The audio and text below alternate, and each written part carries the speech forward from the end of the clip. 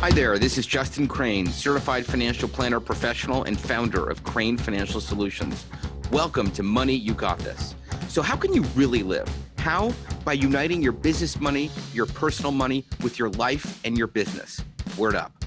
Krane Financial is an SEC-registered investment advisor. However, such registration does not imply a certain level of skill or training, and no inference to the contrary should be made. A copy of our current written disclosure statement discussing our advisory services and fees is available upon request. Information contained herein is for informational and illustrative purposes only, and general in nature. It should not be considered specific financial planning or investment advice, or a recommendation to buy or sell any type of securities or other investment products. Hey everybody, welcome to Money You Got This. This show is brought to you by Krane Financial Solutions. I'm Justin Krane. I'm a certified financial planner professional.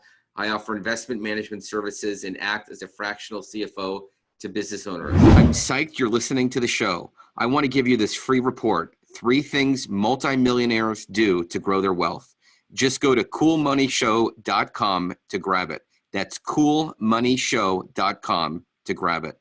Thanks. Listen here, business owners. Today's guest is Mandi Ellefson. She's super smart, like way smarter than me. That's why she's here. Let me tell you about her. Mandi is the CEO, author, and advocate for hands-off business success. I love it. As the founder of the Hands-Off CEO, she leads clients to greater success, life balance, and productivity by helping them free up 20 to 50% of their work week. And her international clientele has seen productivity and cost savings of up to 67%. So I'm a numbers guy. I love it. We're going to talk more about that. Mandi, welcome to the show. Thank you so much. It's lovely to be here, Justin. Great, great. So let's start off with a very basic thing, which is scaling. I want people to understand and hear about what that is, what it means to you, and why it's so important. Yeah, it's a great question. And it's one that, I mean, you're probably asking this because you know how messed up the term is compared to what it really means and what people think it means. Most people think scaling means growing, and doesn't mean that. Growing is more like a linear path, and you spend time, you grow. That's how it works. Scaling, it's you being able to continue to grow without you as the CEO working more hours, without additional costs. What it is it's about being able to continue scaling profits without adding additional costs to the business. So, and a lot of times it doesn't require you needing to hire a lot more people either. So being able to grow with the current resources you have and really squeezing every drop out of what you have. So is it like working better and smarter with what you have and getting a better result from what you're doing or what you should be doing? I mean, that's certainly part of it. And that will only get you so far. And that's what a lot of systems people will focus on, is like, we just need to be more efficient, make systems work better. And that's going to squeeze a lot more productivity out of what you do. And that's definitely something that we do. And, you know, for, service-based companies, that's the companies that we work with, because services are very difficult to scale. So we've chosen a market that is a very painful problem to solve on purpose. Because we can do it better than all of our competitors. That's a really good lesson there, is like to choose a painful problem that you can solve better than anyone else. What I was saying, and I kind of got off on a tangent there, was that if you're just looking at the productivity angle and the systems and all that, if you're at capacity, you could usually add about 30% more with just being more efficient. So just right off the bat, that's one way. It's an easy way of scaling up from there. But like, it's only going to get you so far, and still things everything's still dependent on the CEO, because they're the ones with the brains of the operation. So really, to continue scaling further beyond that, you really have to look at the business model and look at, how do we be able to add more value? How do we be able to deliver this service with less and less of the CEO? Okay, so what you're talking about is getting the CEO kind of more out of the way, having it somehow delivered in a different way where the CEO isn't wearing 10 hats. Yes. But it's also looking at it from and kind of what you're talking about is, you know, how we can take the things that CEOs shouldn't be doing and delegating it out to other people. But that still doesn't change the fact that the service is still dependent on the CEO being the one delivering it. So it's still not a scalable company. It's still a solo-based business with some people around it. The CEO still is very dependent on the company's still very dependent on the CEO. So what we look to do is actually fix that by being able to, I mean, I could tell you about how we do that, but anyway, that's what we're looking at doing, is being able to remove the CEO from it so that you're actually delivering out an outcome, as opposed to the CEO selling their charisma and then being forced to deliver the charisma too, because that's what they've sold. Yeah. I mean, like, I think, like, let's say, you know, you have an average business owner. Let's look at like one scenario. They're doing $1 million. They might have 1 or 2 employees. They might have 1 or 2 independent contractors, and they're just kind of like getting by, and they can't get to that next level. Right. And I'm sure you see that a lot. What do you think are some of the common problems or mistakes that they're making that you think with some tweaks could get these, you know, more free time, higher profits and stuff like that? Right. Well, yeah. So and maybe I'll phrase the question a little bit more specifically, because every situation there's a little bit different way to go about it. But if they're $1 million, they have a couple employees, a couple of contractors, but I think the first thing is to look at really what their goals are, because do they want a company that can run without them, that it's an asset that they could sell one day? And that really is a decision. And while it sounds like everybody says, yeah, that's what I want, but really at the end of the day, a lot of people aren't willing to actually put in the work that it takes to build that kind of company. So looking at what your real goals are first is going to really make a difference, because for if this is a person that really wants to, they want to be doing the service delivery, they just don't want to be doing everything else. Maybe they just want to be doing the top 20% of the service delivery. So what we look at is, you know, how do we deliver 80% of the service by someone else, and then you just doing 20%. And so that's like the first level, and that's how you could really leverage your time, but it's still very much dependent on you. And right now that's how my business model is, and it works pretty well for me right now. And I really like it. There's nothing really wrong with that, but I have another strategist on my team too, who has her specific areas too.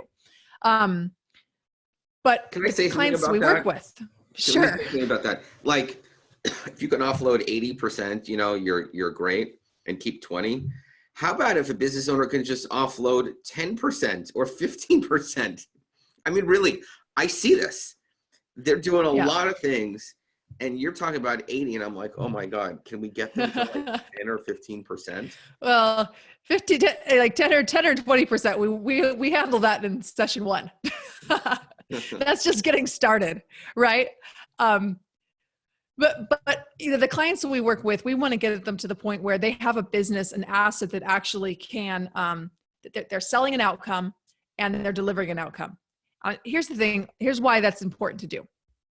Because if you don't have a very clear outcome, a very clear problem that you're solving, then every time you're selling something, it's custom.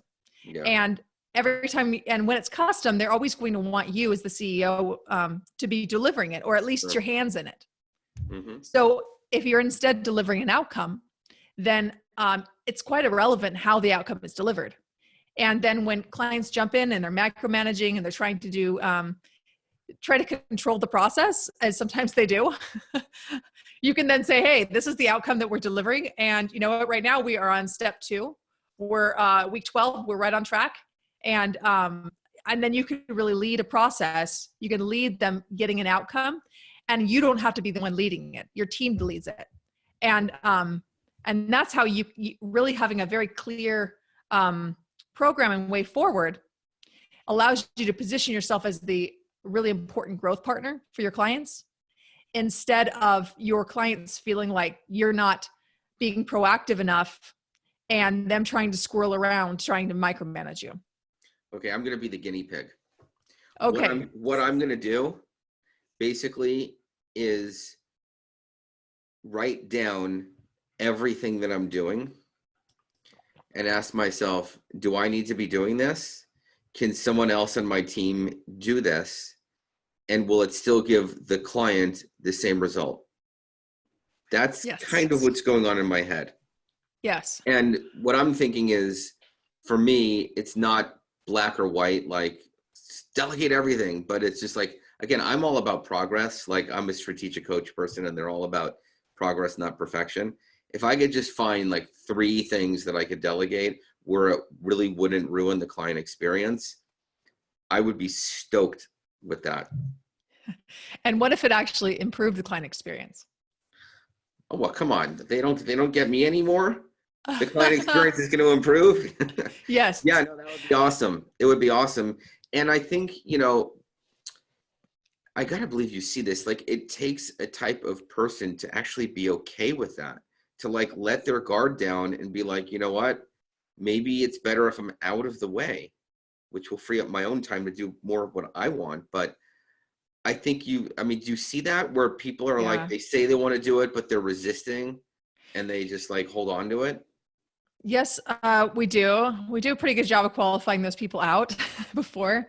But there's a difference between saying you want something and actually being willing to do that. And there's some things that we have up front that discourage the people who aren't really that serious as well. Mm-hmm. So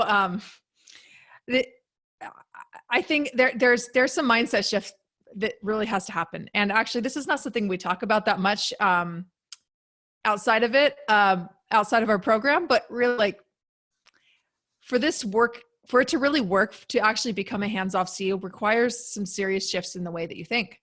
And a big part of our hands-off CEO retreat that we do a couple times per year for the people in our tribe is really about shifting that mindset. It's really about looking at what is possible and expanding your vision for what's possible.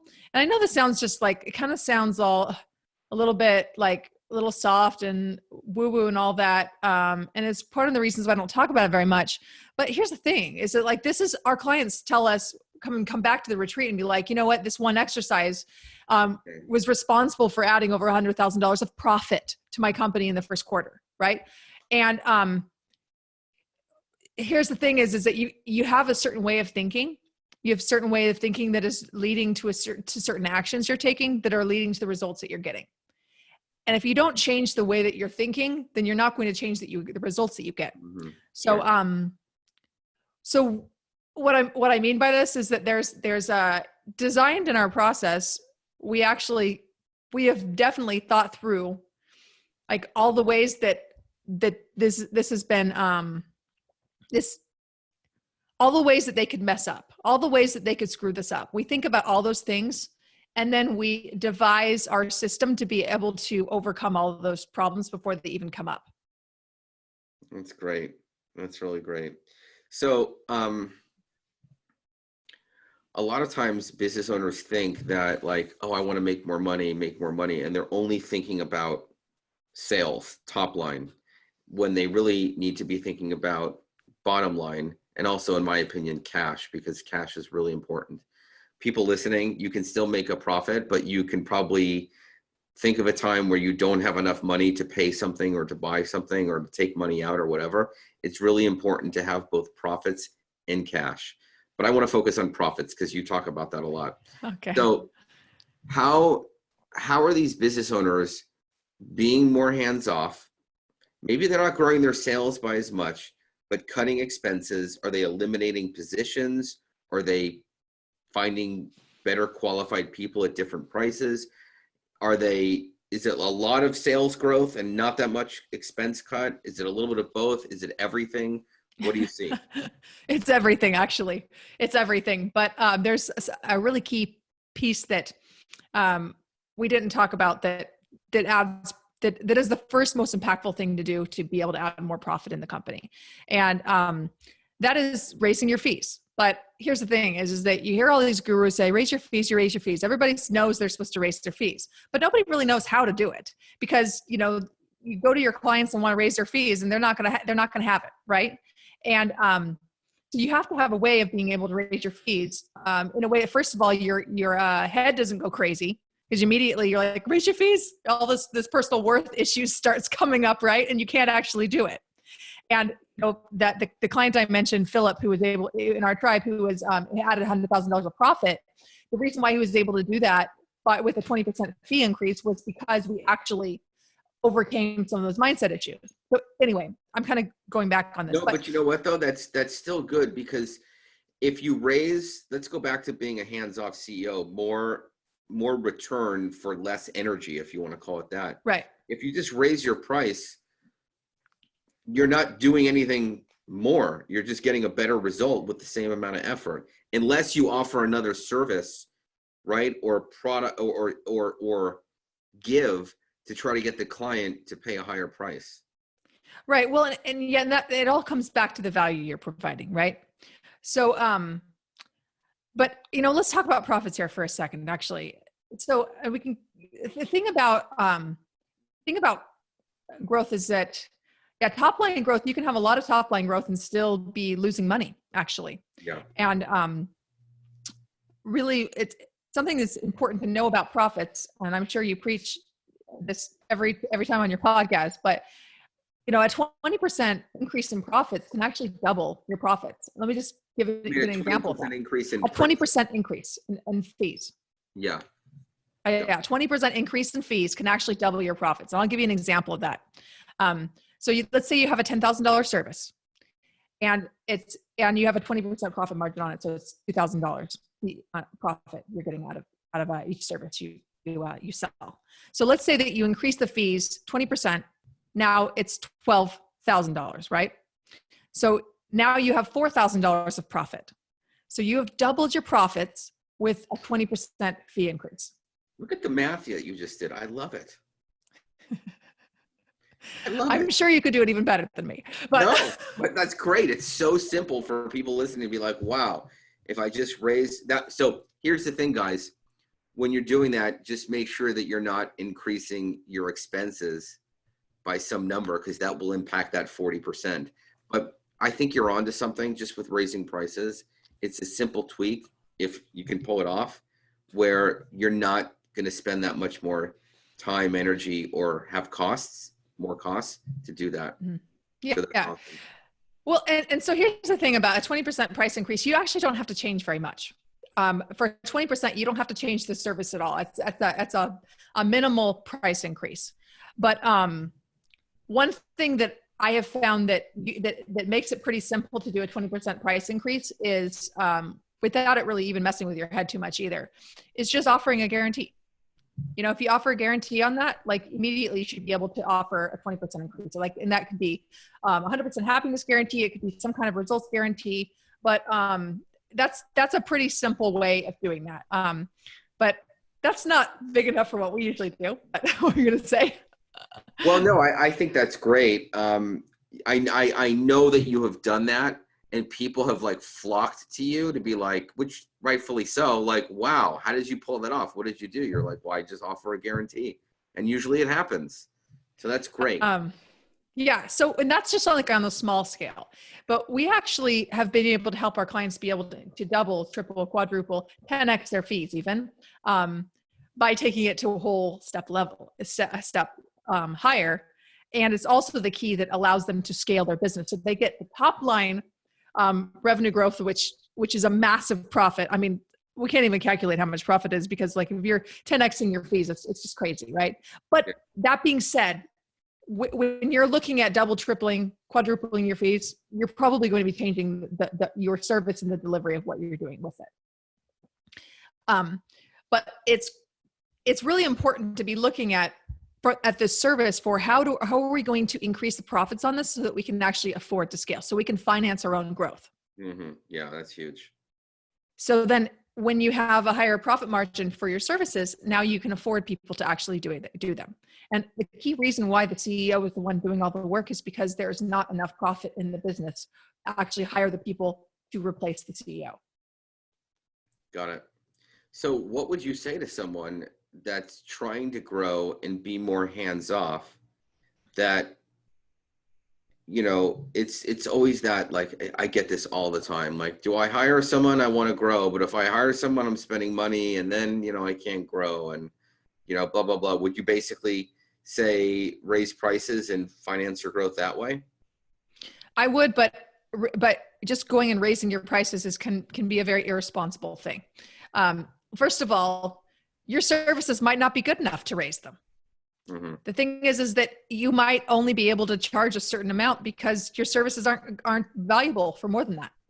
So how you really impact this is by stopping selling processes, stop selling, being a vendor and saying, hey, we're going to run traffic to your website. We're going to increase your keyword research. We're going to, any one of these things, you're just going to be providing a commodity basically. Yeah.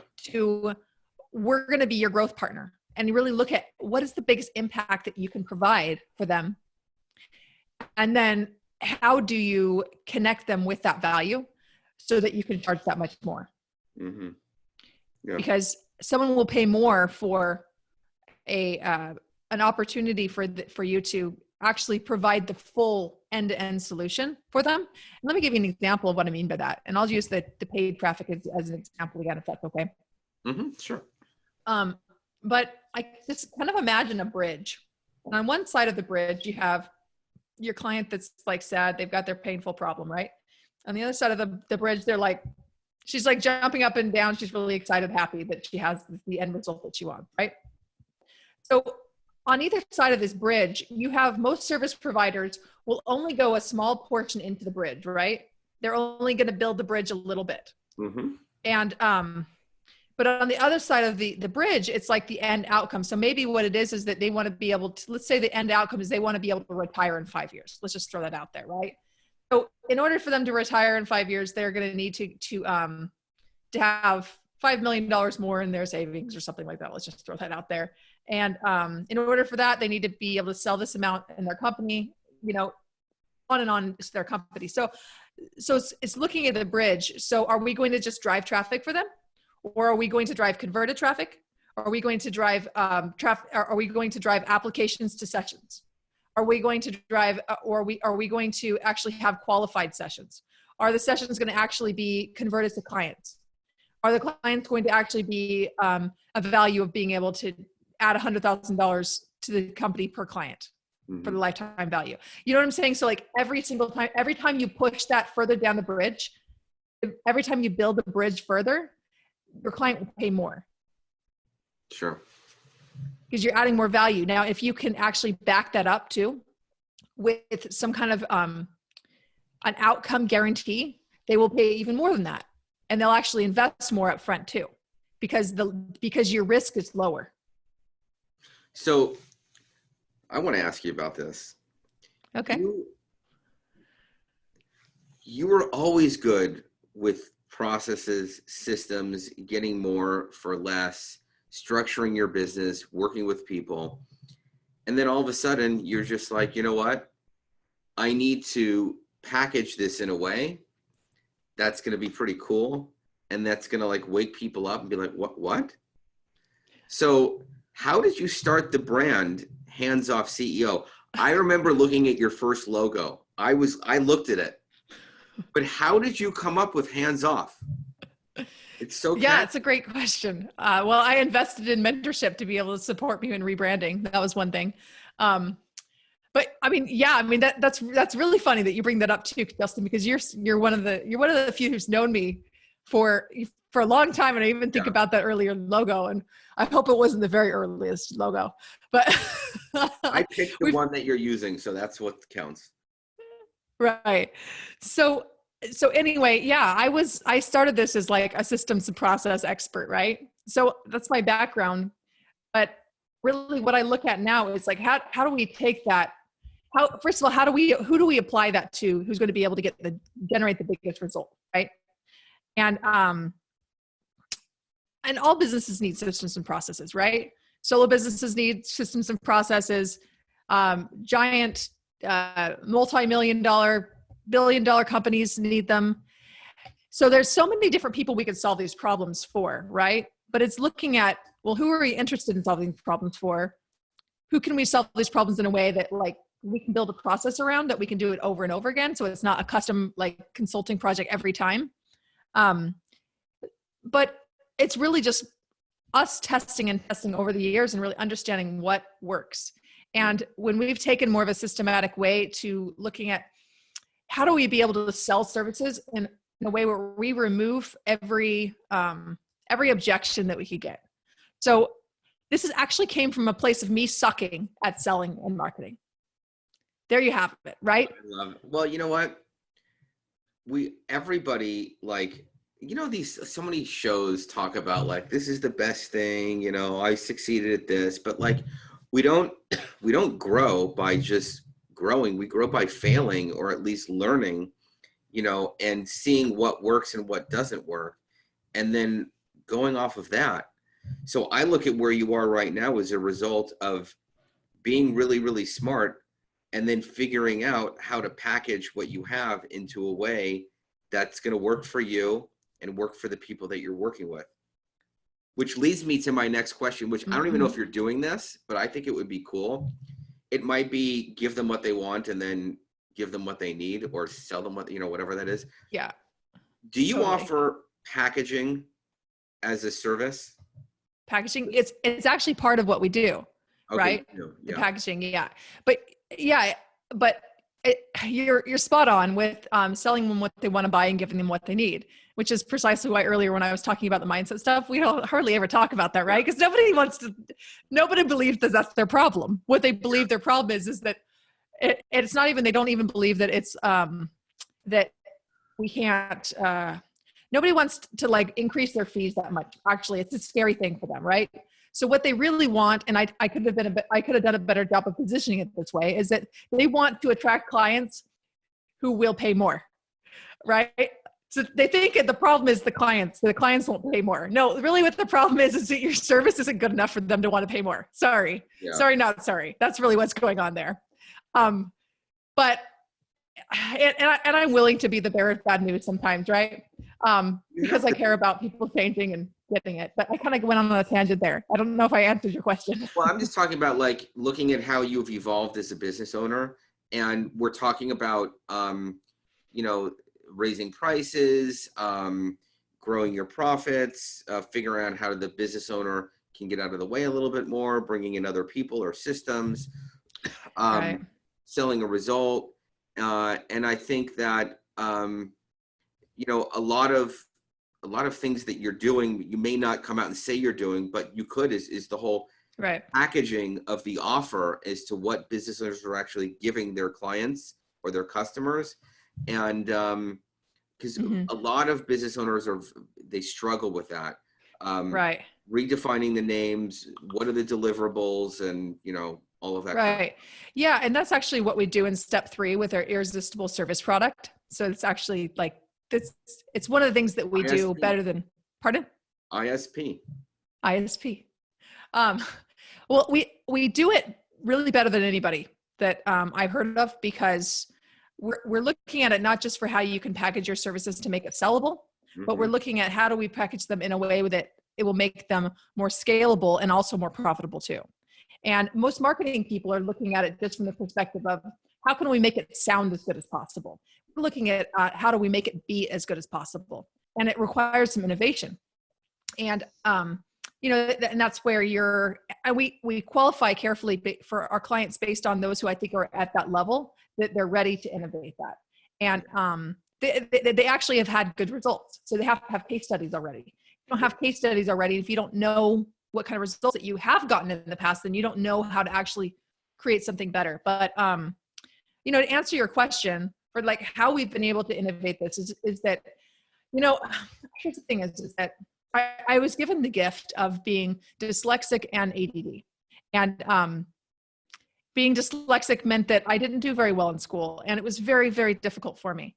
In fact, so what that meant was that everything was difficult for me. Everything has been difficult for me, except for cooking and art.